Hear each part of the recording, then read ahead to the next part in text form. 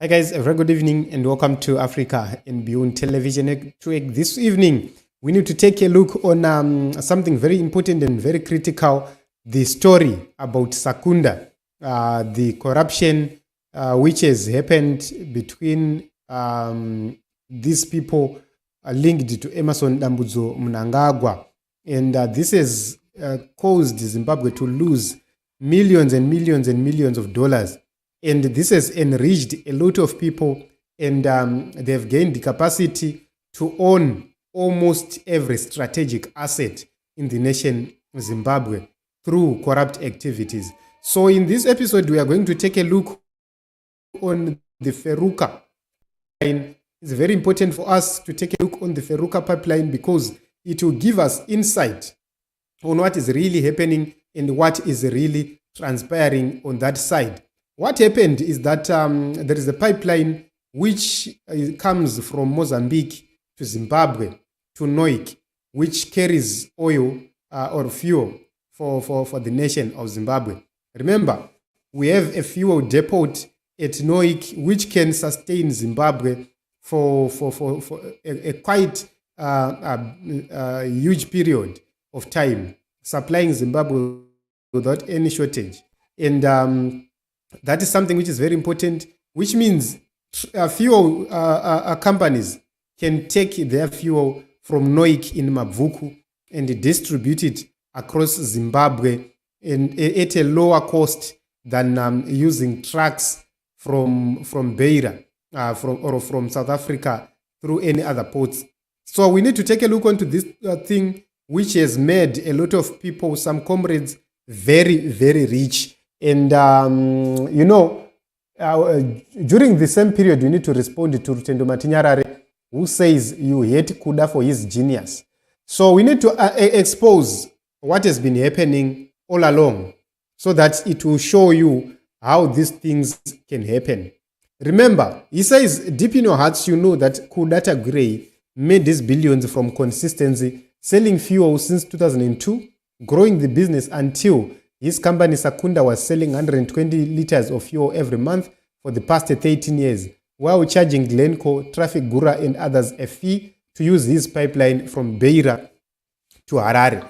So he says Kuda made cash money, and with it he bought mines, banks, insurance companies, built investment banks, and became the government's biggest lender.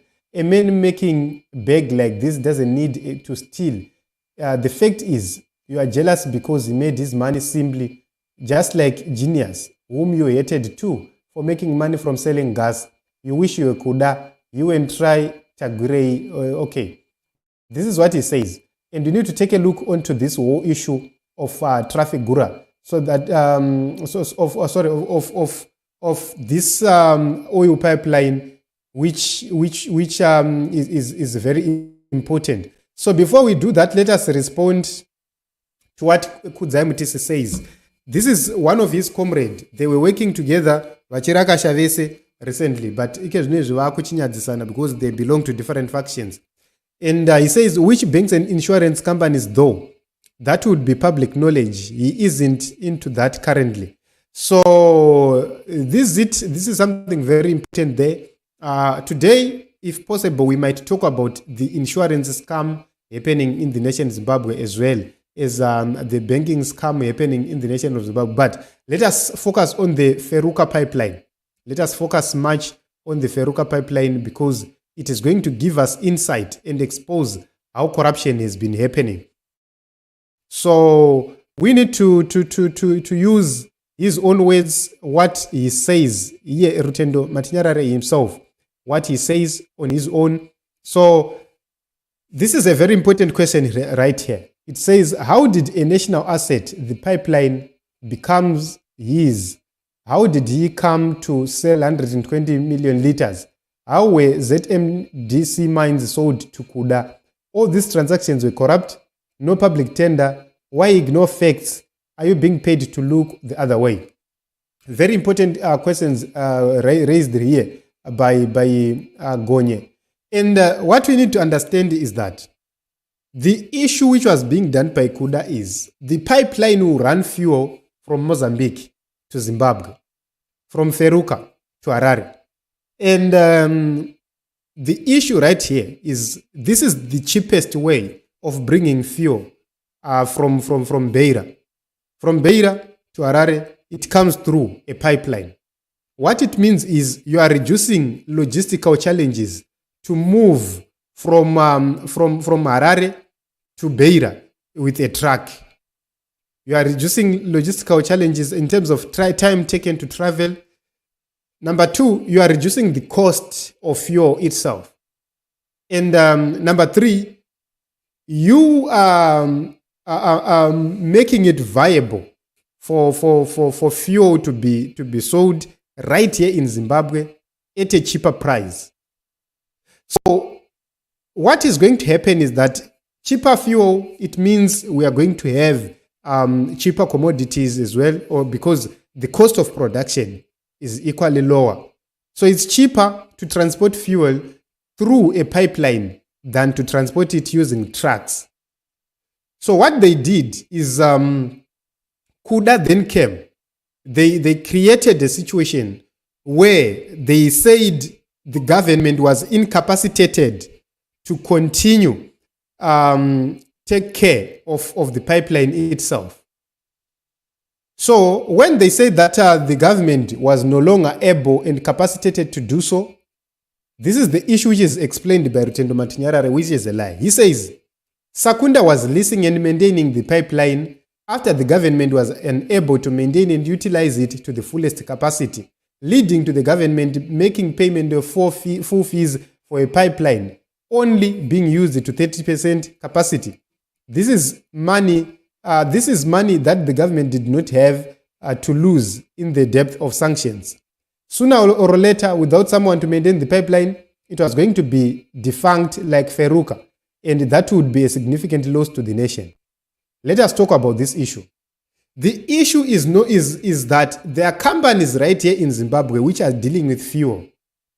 Those companies were going to pay the government to say, we want to use this pipeline to move fuel from to, which means the government was going to carry on behalf of the companies, and the companies would pay money for the service provided to carry fuel from Beira to Harare.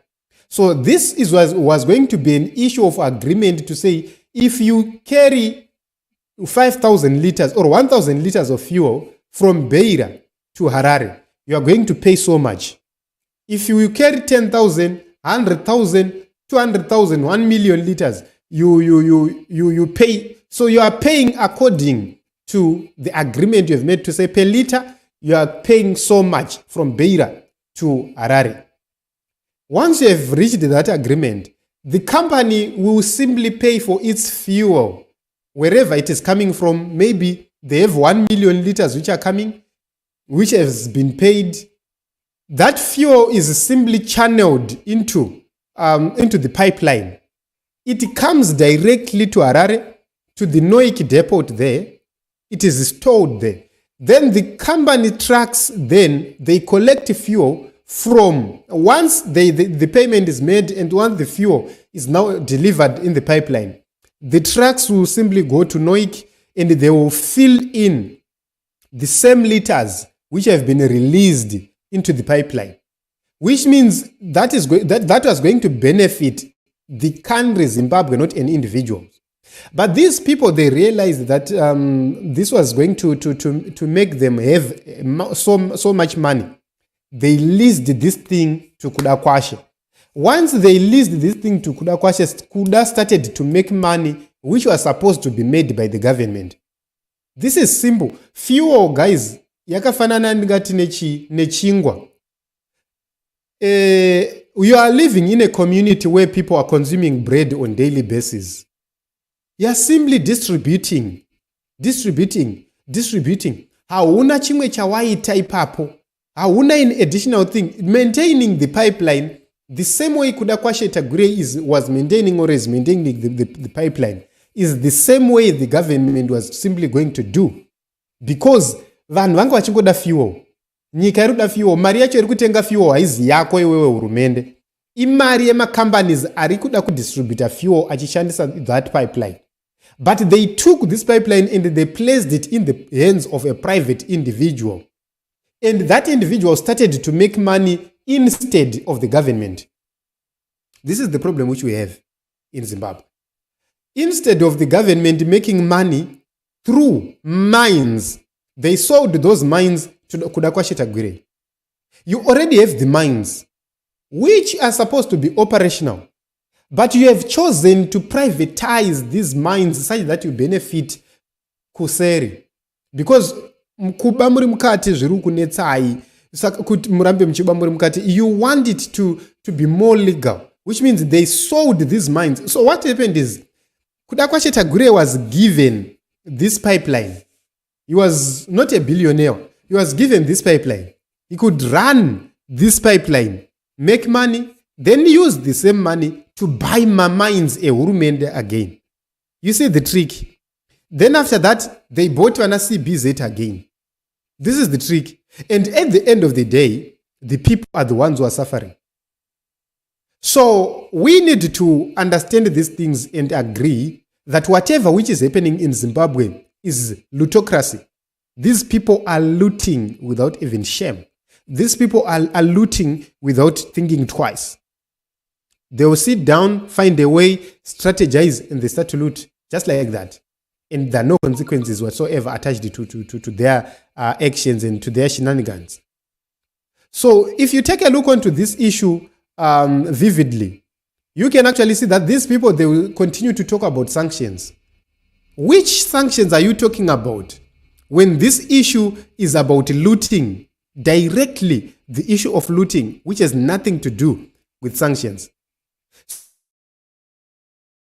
If you take a look onto what is happening at this point in time, this whole issue, it's a sign, a clear sign that we are being led by corrupt people. We are being led by people who do not think for the people or about the people, but who think for themselves and how to make money.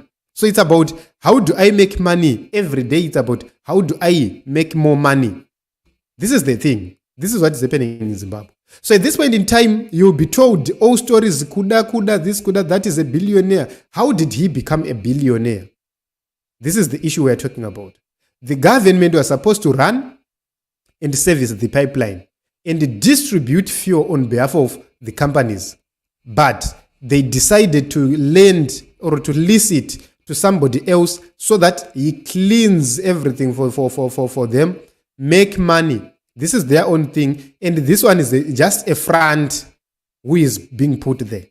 So this is not the only thing. If you go to the issue of Zupco, the same happened to Zupco. The same happened to our mines. The same is happening as we speak right now. Looting is continuously happening. Zimbabwe was left with so many mines.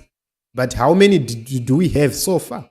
Zimbabwe was left with gold by Ian Smith in the reserves. Where is that gold? What happened to that gold? Zimbabwe was left with a working currency. What happened? All these years, the 80s to the 90s, the Zimbabwean currency was valuable because they simply transitioned from the Rhodesian dollar to the Zimbabwean dollar.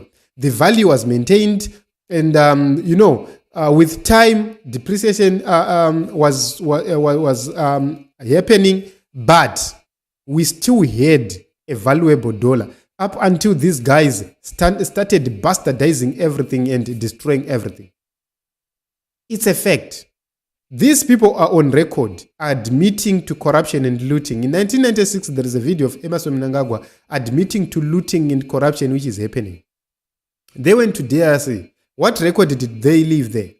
They left a record of looting and plunder. Zimbabwe used its money to sponsor a war in DRC. They were paid in mining claims in DRC. Who benefited? Individuals benefited and the country got nothing. These are the people we are talking about right here. These are the people who are in charge. Right now, they brought Command Agriculture. Command Agriculture failed to deal with the issue of hunger and production in Zimbabwe. And we are where we are because of such people and their behavior. So you can actually understand that these people, the character of the leaders we have, they are corrupt by nature. We do not hate them, but we are simply stating facts. They have been there. Wherever they go, they will always make sure that they do things which benefit them and their families. Right now, they were thinking about building another pipeline. And the people involved are companies linked to the Mtswangwas. This is what they do. Whatever they do, they are not doing it for the people or the nation. They are doing it for themselves. So if you take a look on critically on this issue being raised here, these people will blame sanctions, and blame sanctions, and they will not care about anything else because they are liars. This is how they operate. This is how they do things. So the government is there as a vehicle to corruption. They are simply using the government to be rich and to claim assets and be wealthy. So Eddie Cross, the reason why Eddie Cross has been defending Kuda Tagwirei is because Eddie Cross is also linked in the new pipeline deal worth 1.3 billion, which they were trying to sponsor and run. This is what is happening in the nation of Zimbabwe. I think tomorrow, if we get time, we need to talk about another 600 million which vanished from the coffers of the government. 600 million which vanished from the pensions fund. We'll talk about it tomorrow. This is how this government is looting. Imagine if Kuda became a billionaire by using this pipeline. It means the government could have maintained this pipeline, make billions out of it, and develop schools, build schools, provide proper health care. The pipeline is servicing our health bills completely and entirely. If it managed to make a man a billionaire, buy mines, buy everything, it means the government could have run this pipeline very well, make a lot of money, open a lot of mines, gold mines, diamond mines, platinum mines, for the government, owned by the government, create jobs and benefit communities through those mines. Those mines will be used to develop communities, build tarred roads, build hospitals and clinics in the areas of their jurisdictions, because this is the government. The profits from those mines then be used in developing other areas without mines. So you could actually see that Zimbabwe was going to be well organized. Then subdivide the farms, subdivide the farms to be around 10 hectares or 20 hectares each. Give to the young people competence leases. Competence leases, we are talking about you are given a piece of land not for residential purposes, but for commercial purposes, on the basis that you are going to produce fully, only with the exception maybe of drought or any other disaster. So you can actually see that was going to make Zimbabwe more productive, because the person who is getting land is somebody with capability and zeal to produce, and because that person knows that if I fail to meet the targets for a certain period of time, this farm will be taken away from me, it will be handed over to another person, which means our production was going to be very high. Don't think we don't have ideas. This is the reason why we say if we get into this government, if Nelson Chamisa gets into this government, it's going to be very, very easy. I just know that people do not understand this young man, Nelson Chamisa. But if you are to understand this young man, to sit down with him, you will understand where this country is going. It's very simple to fix the agricultural industry, very simple to fix the mining industry, very simple to fix Zimbabwe. We just need a government. You go and take a look, which thing is giving us revenue? You say, okay, everybody is driving a car, so which means the fuel is profitable. How do we deal with it?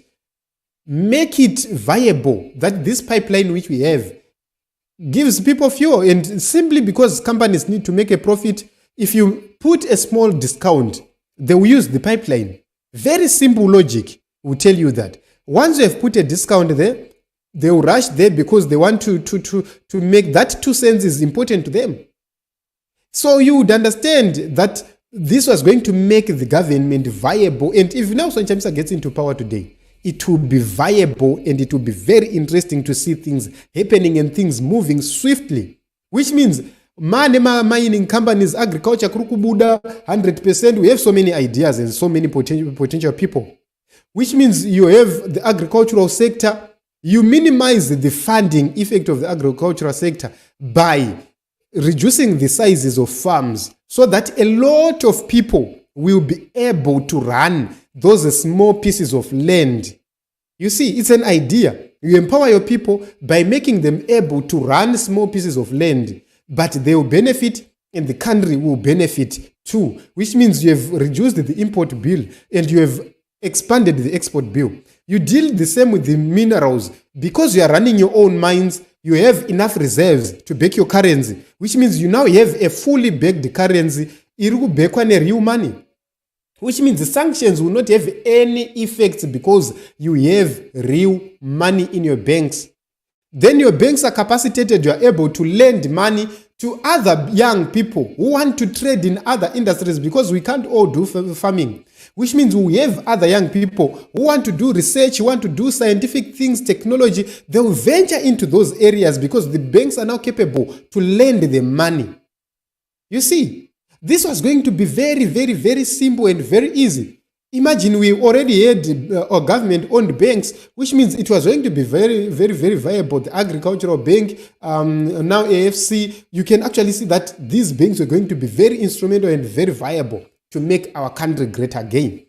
So we were going to have every sector represented. And because the people now have money to consume, we are going to see people stampeding in the production lines. Production is happening. People are now purchasing. You are becoming a hub, an economic hub. Once you become an economic hub, everybody is rushing to you because once you become an economic hub, you have a discount effect and a discount advantage. You are now discounting things and you are now making other people from other jurisdictions come to your country, buy from your country, and you will be making more revenue and more money out of it. This is so simple. We are talking about practical things which can happen. They are happening in China. They are happening in Russia. This is the reason why you see Russia is still standing despite the sanctions, despite the problems. Why? It's because they have utilized their gas, they have utilized their oil, and they have capacitated their industry. Their industry is viable and is functional, which means business people will always find ways to go and purchase things from Russia. The same was going to happen in Zimbabwe. Despite the sanctions, SADC region itself was going to see, okay, it's viable to do things in Zimbabwe. Now that we are seeing that there is a discovery of gas in Mzarabani, imagine if the government was fully capacitated in monetary terms, was running its money efficiently, having so much money, they were going to rush to have better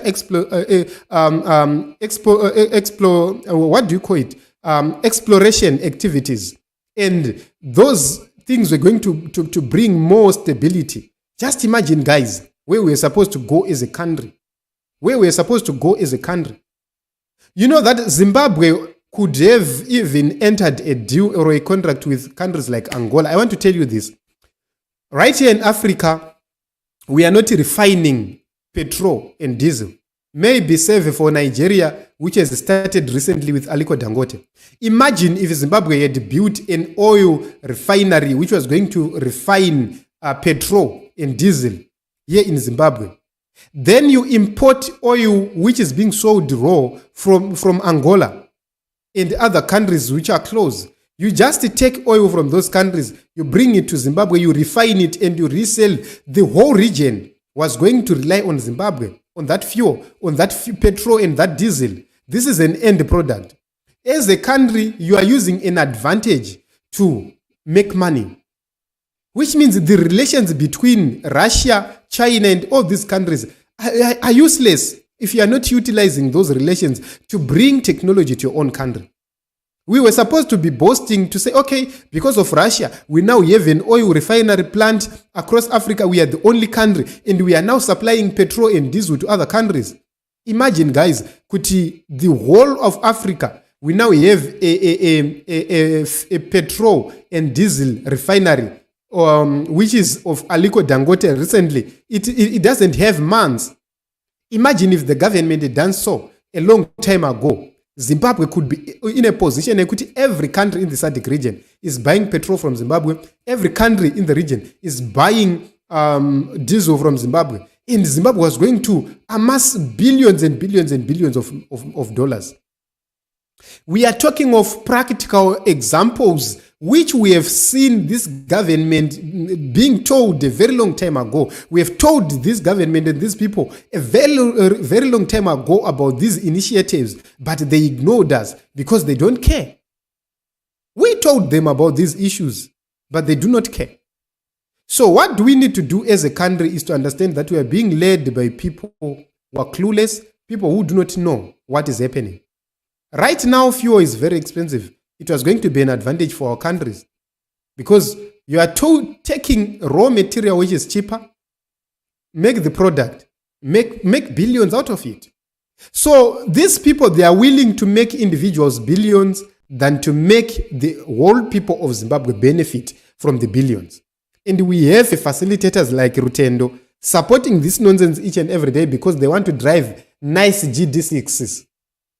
They support this nonsense because they want to drive nice GD6s. So if you read this question very well, and if you read the response of Rutendo Machinyarare, you would understand the reason why we are where we are as a country. The reason why we are backward as a country is because the people in charge are clueless and they are dandiads. They are looting from whatever opportunity they have. Take a look on Grain Millers Association of Zimbabwe. Gore ringe richinziko koko Command Agriculture yati pa Bamba Harvest. They will still import maize and sell maize to us at exorbitant prices. And the major question is, what happened to the Bamba Harvest?